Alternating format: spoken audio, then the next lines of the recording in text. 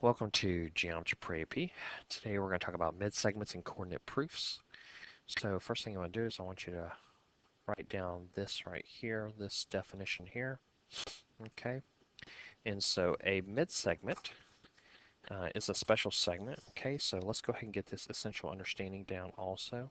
There are two special segments between a mid-segment of a triangle and the third side of a triangle. So if we look at a triangle, okay, a mid-segment is a segment that connects two midpoints of two sides of a triangle. So this is a mid-segment. Okay.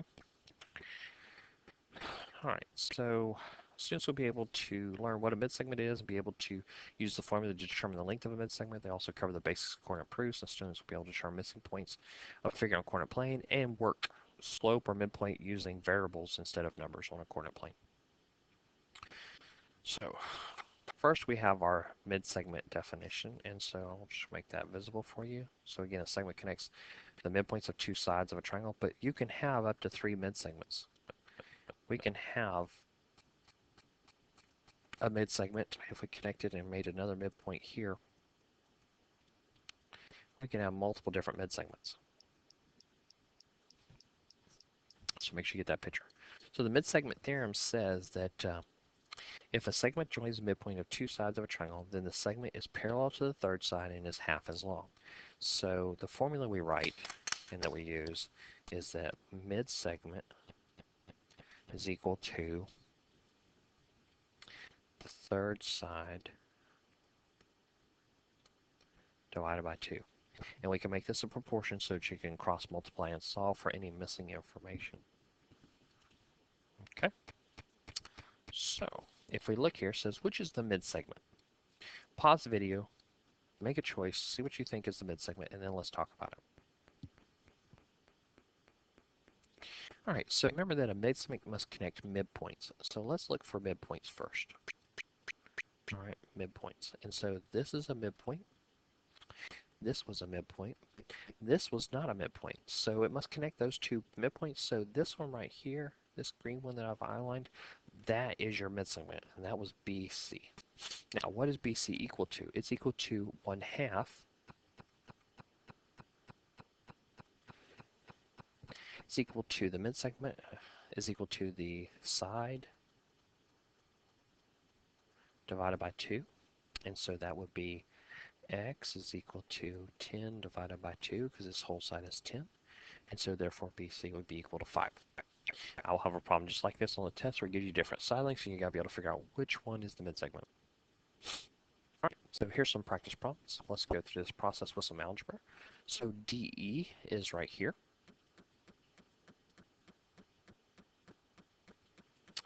GJ is right here.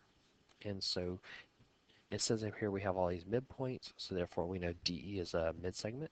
So 4x plus 5 equals 3x plus 25 all over, oops, my bad, all over 2. So we put this over 1. It's a proportion we cross multiply.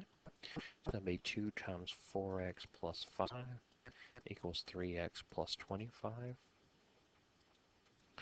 8x plus 10 is equal to 3x plus 25. 5x is equal to 15. X is equal to 3. And it said find the length of DE. So if I plug this in, 4 times 3 plus 5. And so that's 12 plus 5. So DE will equal 17. All right, so you try the next one. If you need to check that answer in class, so when you come to class, you can check that answer if you want. All right, so let's go through some more processes here. So, get this out of the way. It says in triangle QRS, TU and B are midpoints. And it says what is the length of the TU, UB, and QR. So we know that we have midpoints here. So if we want to start by finding TU, TU is a mid-segment. So this is a mid-segment for this one. And so we know that TU would be 1/2 of 40, which is 20. We go to the next one, which is UB. UB here is a mid-segment for this piece. So it would be 1/2 of 50. And finally, our last one is TB. Now, TB is this piece right here. It's 30, but we want to find UR. So we know 30 is equal to 1/2 of QR. Multiply both sides by 2 over 1.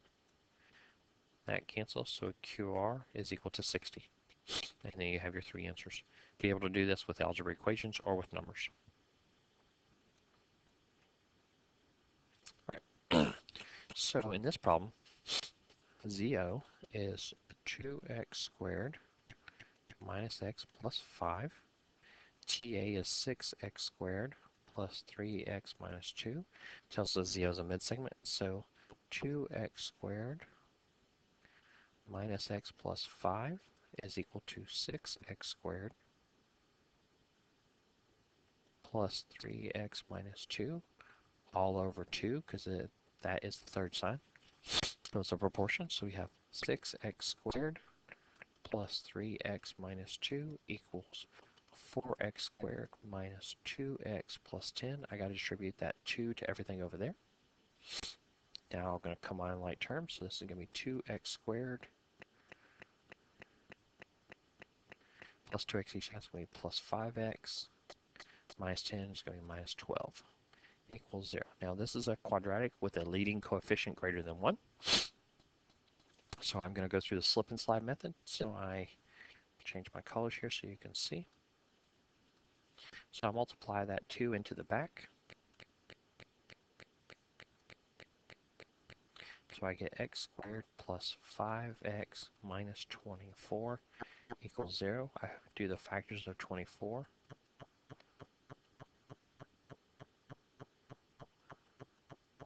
And I want the ones that are going to give me 5, and so I want a positive 5, so that's going to be a positive 8 and a negative 3.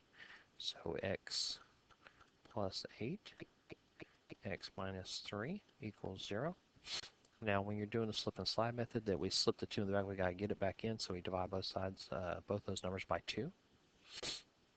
When I do that, I get x plus 4 as one factor, and I get x minus 3 halves as my other one, equals 0. Remember that you can't have a fraction, so we multiply this back one by the number 2. The front one doesn't change because it's simplified, so that's x plus 4 times 2x minus 3 equals 0. These are the factors that I will look for whenever I'm checking your problem. Now we have to finish solving. So x plus 4 equals 0, so x equals negative 4.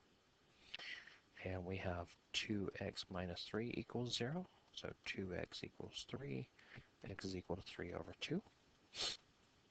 This problem asked me to find ZO. ZO is the midsegment, so I got to plug each of these numbers in. So I'm going to change my colors here. I'm going to just use black. So ZO equals, let's start with the negative 4. 2 times negative 4 squared minus negative 4 plus 5. So that's 16 times 2, that's 32 plus 9. So this is going to be 41. Well, right now that's checking out, so that is a distance. Let's check out with the other one, 3 over 2. So 2 times 3 over 2 squared minus 3 over 2 plus 5. So this is going to be 9 over 4, so 2 times 9 over 4 minus 3 over 2 plus 5. This and this cancel to be a 2. That's 9 over 2 minus 3 over 2, which is 6 over 2 plus 5. Well, that cancels to be a 3, so I get 8 here. And so I got two answers. ZO equals 41 and ZO equals 8. And this is when x is equal to negative 4, and this is when x is equal to 3 over 2. So there were two sets of answers. Don't forget to list them all. Gotta check them all. There are a bunch of these doing your homework, so this is one of the few that you have to do. Alright, so you might want to pause the video for this and record these little statements down. They'll help you when you're doing your coordinate proofs. Okay, when you're drawing your own coordinates, you want to make sure your vertex is in the center if you can, or at the origin. You want to place at least one side of the polygon on the on an axis. You want to keep the figure in the first quadrant if possible, and use coordinates that make computations as easy as possible.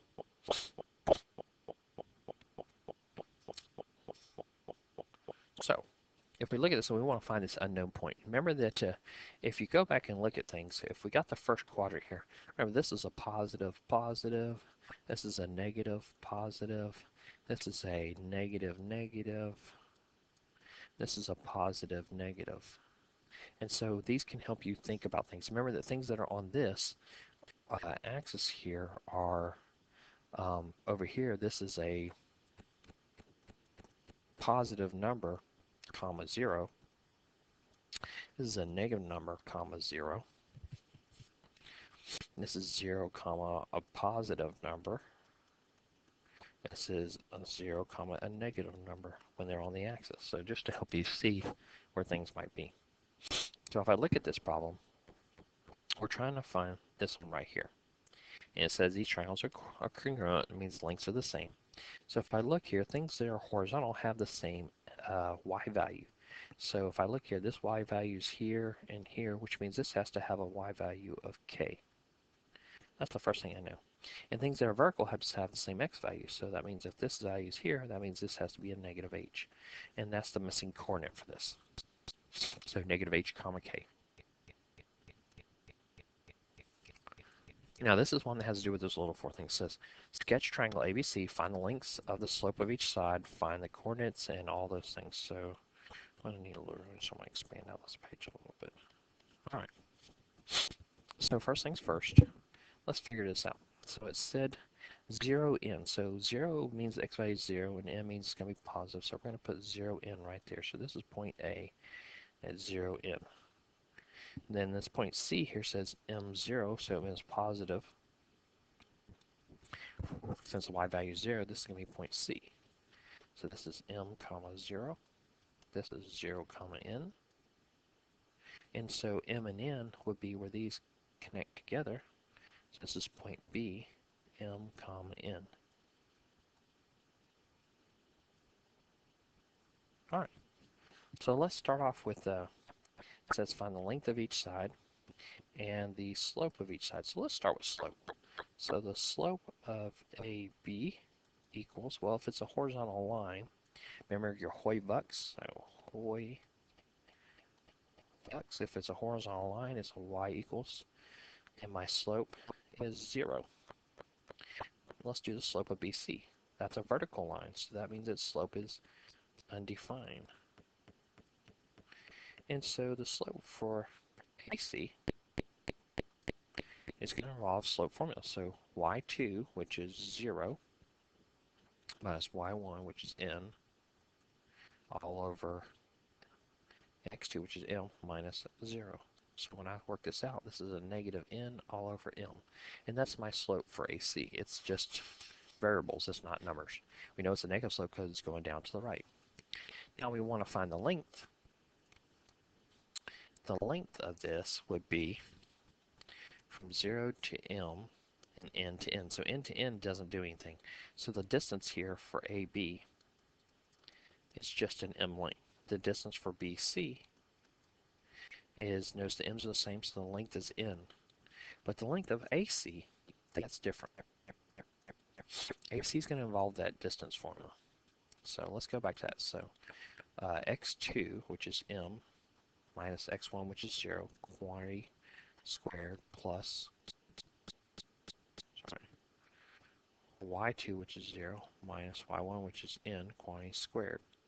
So AC equals the square root of n squared plus, that's m squared, plus n squared. The negative n squared is just that. And so this is my answer. This is the distance from A to C. Now we want to find the coordinates of the midpoints. So I'm going to grab this stuff right here, move that over here. So midpoint. The midpoint for A to B is going to be 0 plus m divided by 2, comma, n plus n divided by 2. So 0 plus m, so that's m over 2, comma, 2n divided by 2 is just n. So this is the midpoint for AB. If I want to do the midpoint for BC, it'd be the same little formula. M plus M divided by 2, comma, N plus 0 divided by 2. So that's 2M divided by 2, so that's N, comma, N divided by 2, and this is the midpoint for BC. And finally, if I want the midpoint for AC, that's going to be 0 plus M divided by 2, and M plus 0 divided by 2. So that's M over 2, comma, N over 2. And that's the midpoint for AC. So coordinate proofs are all about working with our formulas that we have, just with letters and not with numbers. All right, but so you have to know your formulas. So let's go back to finding a missing point here. So if you want to pause the video and do these two, that'd be great. See if you can find the missing values. Okay, so for this one here, we know that this point A right here is going to have a value. Well, I guess we don't know because we don't have anything vertical here, but we do. We have the negative h. So that's going to be a negative h. And then the y value, well, we got to look here. And so we don't know this y value. We don't know this y value. You know these two have to have the same y value. But if we look here, this y value is 2k, and these are congruent, so it's going to be another 2k. So that's going to make this 4k. And so that's got a negative 2h. So that means that this was a negative h here. The y value is 2k. Well, no, I'm sorry. The y value is actually going to be 0 because it's on the axis. And so now we still got to figure out this one. So we know that was a negative 2h.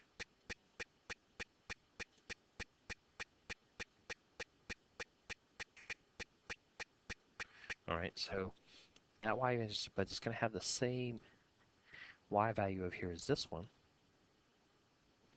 So this is going to be 4k is what's missing there.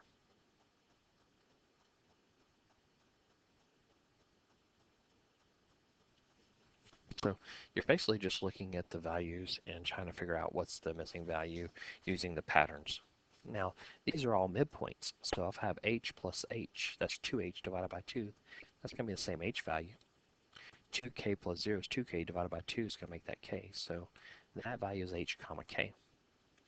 If I look at this one, 0 plus h divided by 2 is going to be h over 2. K plus 0 divided by 2 is going to be k over 2. That's that missing point now here. 0 plus h is going to be h over 2. And k plus 2k is 3k divided by 2 is 3k over 2. And that's our missing points there. All right, so let's look at this last two here. Okay. I think these are our last two problems. Yep. All right, so if we look at this, we know that this is on the left side of the axis. This is our y-axis, and this is our x-axis. Okay, and so if it's on the left side, that means this is a negative number. So that means c is equal to a negative number. Okay, and so if we look here at this shape as being a big rectangle, okay, we know that things that are horizontal have the same y value, so we know this missing point is going to have a d for the y value. The tough part is figuring out the other value. So we know the distance from here to here is b. So we're going to have b plus some other value. And so since c is a negative number, we know that distance there is a c value. So if I add c to this, it's going to add a negative number to the distance, which will make it go to the left. So I actually want to do some minus c. Because think of that, two negatives would make a positive length, wouldn't it? And so therefore it would be b minus c. You have to think about this. Now let's look at this other one. So this time we have negative c, which is equal to a negative number, so it is what it is. I know this whole distance from here to here is a, but I'm getting shorter. So first of all, I know that we have the y value is b. So I'm going to have a, but I'm going to have to go to the left, so I'm going to have to subtract something. So that's going to be a minus c. Because we know the negative c is a negative number. And so when I put that in there, that means we're going to take the distance a, add that negative c to it, and it'll make it move to the left. And there's your answers. All right. Good luck with the problems.